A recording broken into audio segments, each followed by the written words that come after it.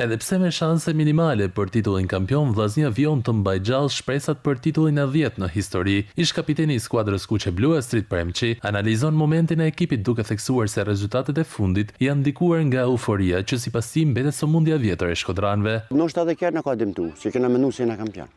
Mund të jenë 1% mund të na kenë dëmtuar edhe kjo. Si na e menduam se jena kampion, pa marrë kampionati. Ndoshta edhe në kohën time, po jo ka që theksu me sa tash.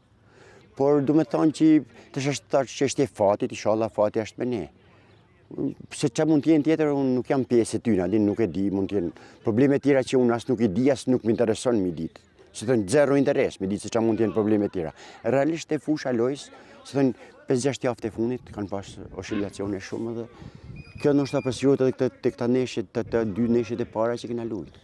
Megjithatë, pavarësisht se sezoni mund të mbyllet pa trofe, skuadra shkodrane ka arritur një tjetër objektiv të rëndësishëm, duke siguruar për herë të 6 radhës i pjesëmarrje në Kupën e Europës, një vazhdimsi që konfirmon stabilitetin e klubit në elitën e futbollit shqiptar. Të shti kjo mendoj është një ndër arritjet e ekipit të Vllaznisë, që 6 herë është një pjesëmarrëse në Kupat e Europës.